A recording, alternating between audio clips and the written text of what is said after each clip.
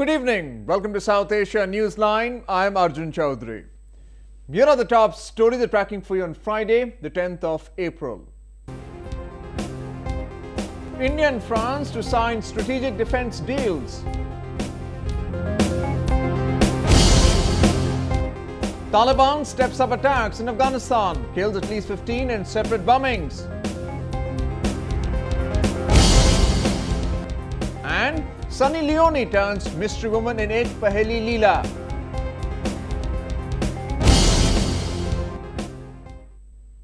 And now for all the details.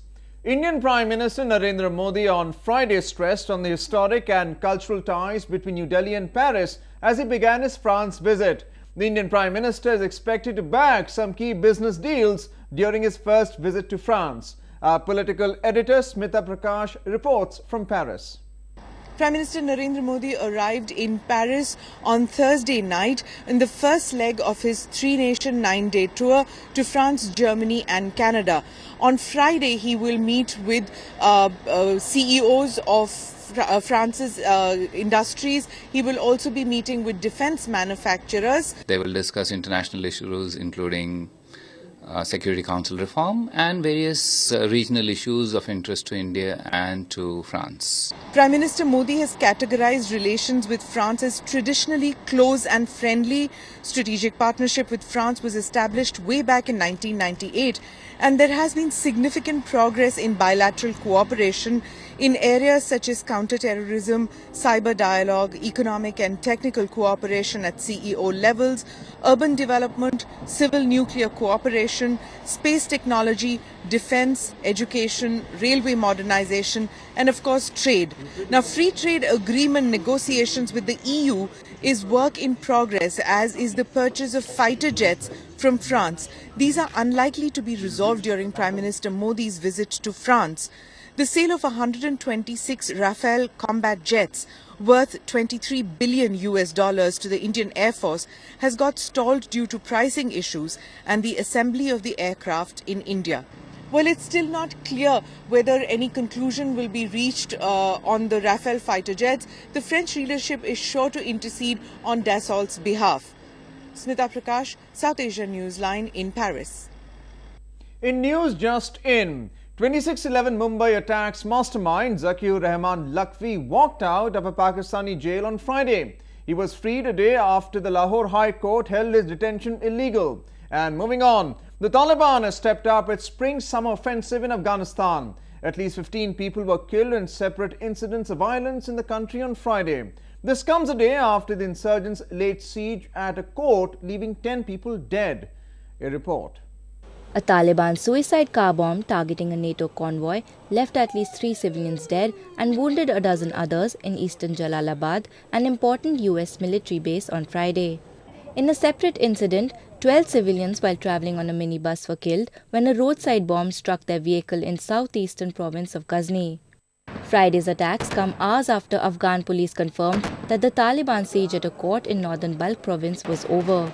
Militants dressed in army uniform stormed into a court complex in provincial capital Mazar-e-Sharif on Thursday, taking control of the building for hours and opening indiscriminate fire.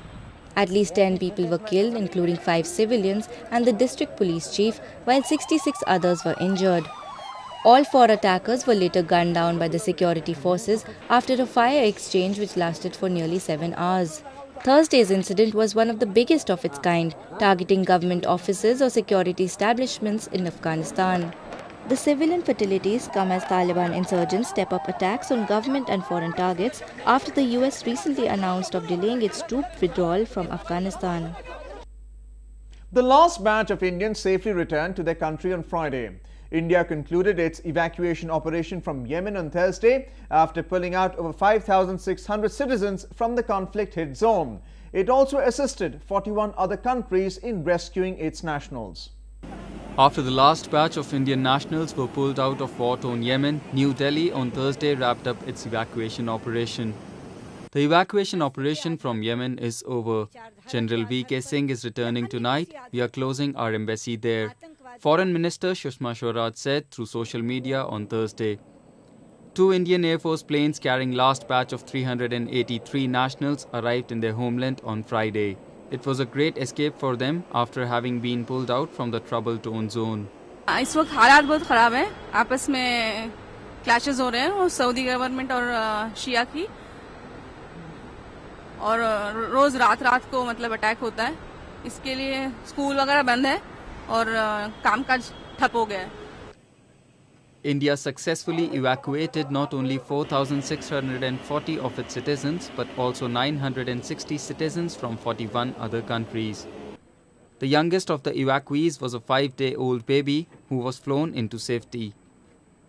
Doctors said the girl child, even though was delivered prematurely, her condition has improved after getting proper medical care. When the baby reached Djibouti, the baby was not breathing. So we had to revive the baby, and baby is now all right. Baby has been given proper hydration, has been oxygenated. India's junior foreign minister, V.K. Singh, who was in Yemen to overview the operation, said that India could overcome all the challenges in pulling out its people.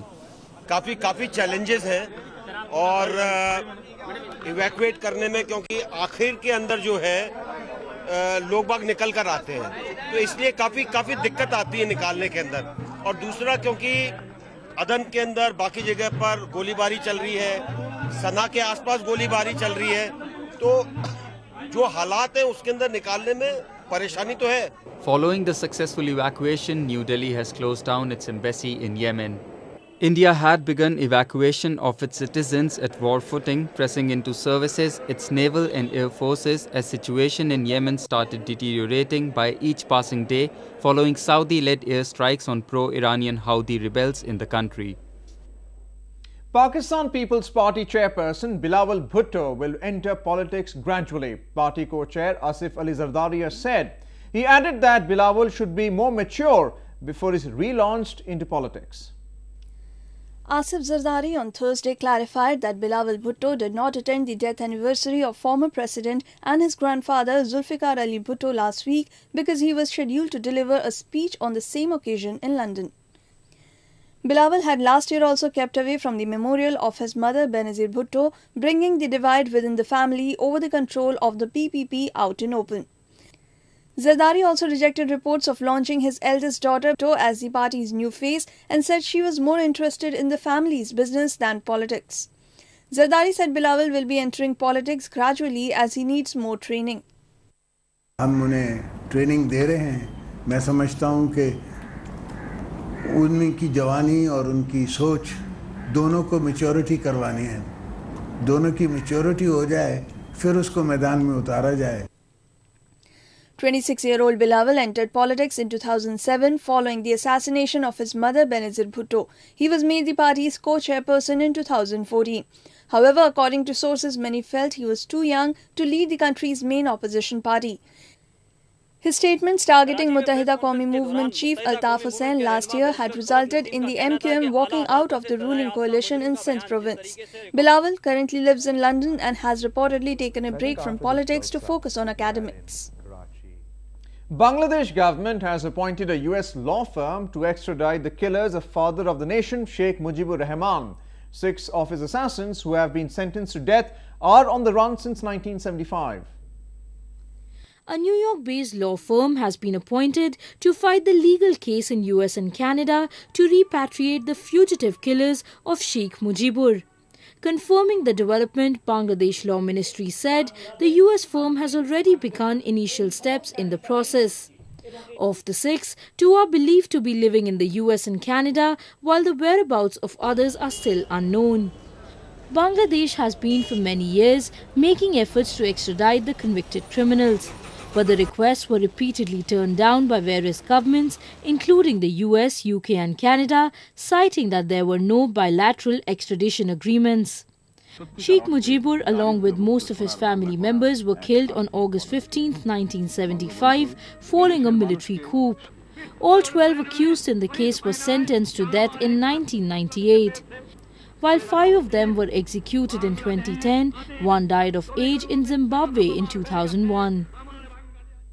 In a country grappling to provide equal rights to women, here is one who has taken the lead in safeguarding her fellow females. Take a look at how she's doing that. After facing enduring harassment and eve-teasing by men in the society, a Pakistani woman has taken upon her shoulders to break down the ordeals in her own way. Zara Aslam, an environmentalist, has launched her own auto rickshaw service exclusively for women passengers and drivers in her home city of Lahore to grapple with the regular oppression unleashed by the male drivers. Women over here face a lot of harassment when they go out into the public spaces and they want to use public transport. So it's not really available, and what is available is very risky. So they get harassed when they're waiting for a bus or a rickshaw or a taxi. Taxi is an absolute no-no because it's more considered even more unsafe. Aslam has taken up the noble initiative with one auto rickshaw on the road so far. She, however, plans to shore up the number to 25 by the end of this year. The Pink Rickshaw, as it has been named, is a covered 3-vehicle safe haven for women furnished with a fan, doors and headlights. The unique service is believed to lend financial and professional empowerment to women, enabling them to earn a decent living. The women love it. I mean, I cannot tell you that it has already created or broken that ice, that whole stigma of a woman driver, because they see me drive a rickshaw, they see her drive a rickshaw, we have another lady with us, they see her drive a rickshaw, it's all over the news. Aslam's effort is a welcome move in a male-dominated society where offenders go unpunished within a legal framework that treats victims equally guilty. They say looks can kill, and if it is about one of industry's most beautiful women, it makes for a thrilling ride. Take a look at how this mystery unfolds at the box office this weekend. She is bold, she is beautiful, and she is set to get mysterious. Actor Sunny Leone returns to the silver screen with her film Ek Paheli Leela. Leone, along with director Bobby Khan and co-actor Jas Arora, promoted her latest in capital New Delhi. The Indo-Canadian star couldn't get enough as she took to some ice skating. She said playing a Rajasthani girl required a lot of hard work. I had to take that dialogue and put it into Leela's body. वो कैसे बात करती है, कैसे walk करती है वो. She doesn't have modern body language, or she doesn't have modern ways of walking and talking. So it wasn't easy. But again, जो भी set पे होता था, मैं बोलती थी, आप क्या कर रहे हो? And they would say nothing. चलो मेरे साथ, we're going to learn my dialogue. So it was a lot of hard work, but I think when people watch it, they'll be pleasantly surprised. Khan said Leone was his perfect Leela. Having Sunny in my film was a pleasure. Yes, I wrote the script many years back, and then I didn't know Sunny. But the day we met, we spoke. I thought Leela would be the right character, right fit for Sunny. And I thought कि चलो at last मेरी लीला आ गई, अब मैं film बना सकूँगा. इन हाथों से तेरी ऐसी मूर्त बनाऊँगा. Ek Paheli Leela has Leone playing a double role. The film is a reincarnation story about a London-based supermodel with an Indian lineage, Meera, who traces her roots back to 300 years when she was Leela, a village girl from Rajasthan.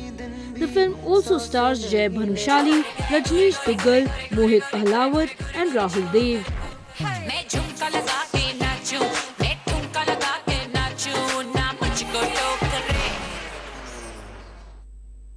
Well, that's the way it was in South Asia this evening. Before we conclude the top stories once again. India and France to sign strategic defense deals.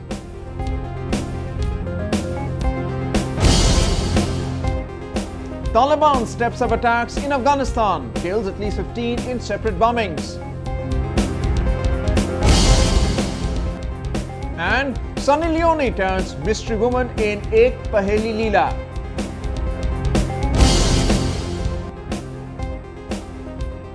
Now our viewers can watch the show on SouthAsiaNewsline.com. You can also visit us on Facebook.com/SAsiaNewsline and follow us on Twitter @SAsiaNewsline. That's all in tonight's edition. We'll see you same time next week. Have a great weekend and good night.